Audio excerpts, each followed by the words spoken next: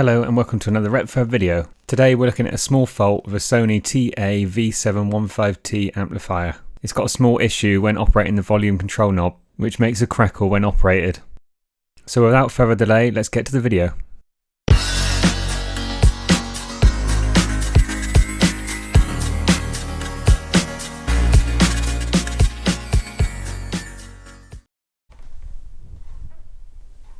So first off, we're just going to test and just look at what the issue is with the amplifier, just do a quick demonstration of it.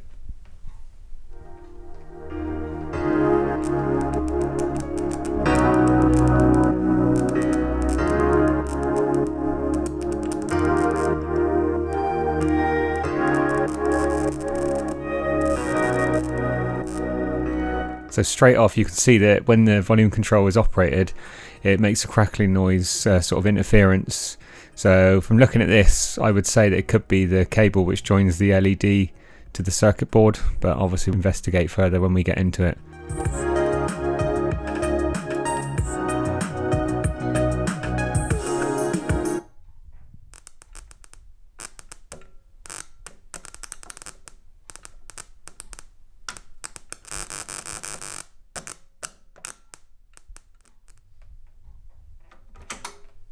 So the first thing we need to do here is just remove the case.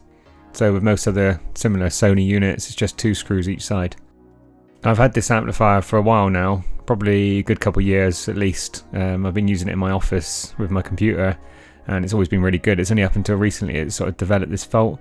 So I thought it's best to have a look at it now, sort it out before it gets any worse. I'm pretty sure it's just going to be something quite easy.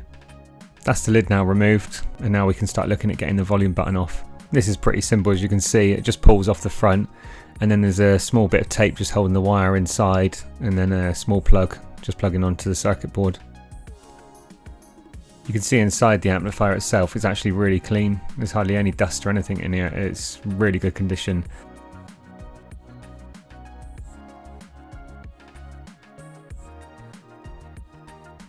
So now that we've got the button out, we can now take this little circuit board out of the back of the button and just do a little test, see if there's any breakages in the wire. Hopefully we'll find something, it'll make it a nice easy repair if there is. Visually there's nothing that I can see here, no breakages, no cuts in the wire, so we'll have to get the multimeter on it just to check for any breakages that way. Now we're just using the multimeter to check for resistance. It's just set to ohms, so now we can see if there's any breakages. So what I'm doing is just holding it in place and just wiggling the wire around just to see if it comes on and off. This will show then if it's got any breakages.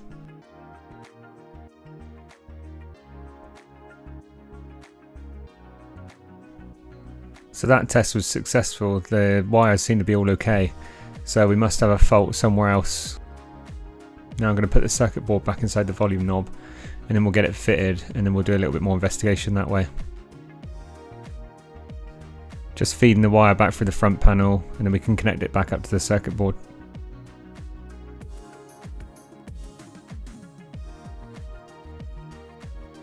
So I'm just doing a quick test here to see what it's doing. I can actually see that it's still got the same fault. There's nothing any different. You know, it might have been that the plug wasn't quite plugged in correctly. So it just goes to show it's not that, and it's got to be something else. Now I was trying to think where else I can go with this, and I thought first of all I'll get the deoxit out, spray it in the back of the volume control just to make sure there's no interference coming from that. I don't think it's that. I'm almost positive that it's not that, but I just thought it won't hurt trying it.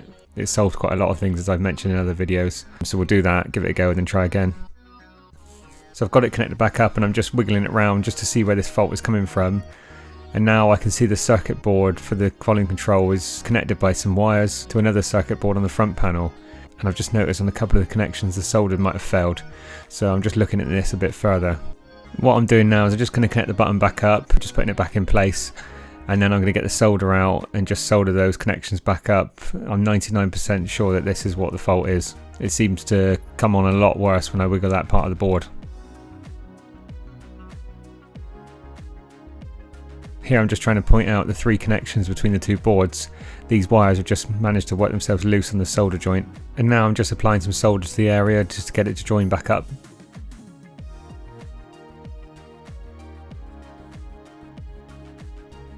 As the wire goes through the front panel, there's a small opening, so it obviously moves in that area. So I'm just trying to make sure that I've got the wire in a place where that when the button's operated, it isn't going to rub too much and it's going to move freely. And you can just see from that quick demo that the light is now not flickering.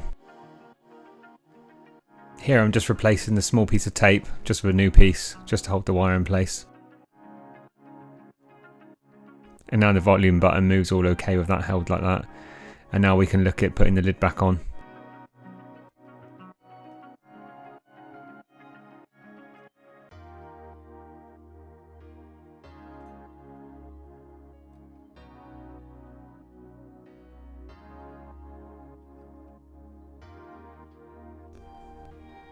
So here we're just going to do a final test, show it all operating, go through the controls, make sure it's all sorted, and if it's all okay, that's it all done.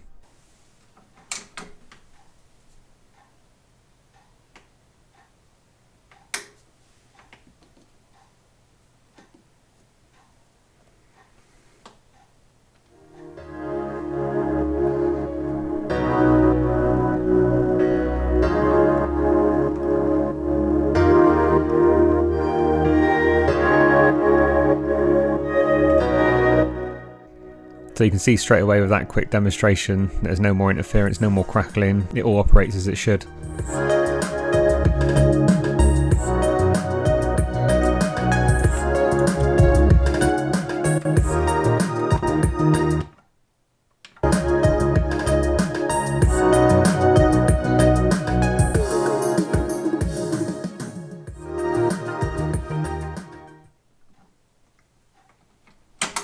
And that's another successful repair done. The now new soldered joint should last for a long time again. There should be no issues with it. Obviously that's an area where it moves quite a bit where you're moving the volume control, but it should now last for many more years to come. Thanks again for taking the time to watch another Retfurb video. I hope you enjoyed it. Please like and subscribe, and we'll see you on the next one.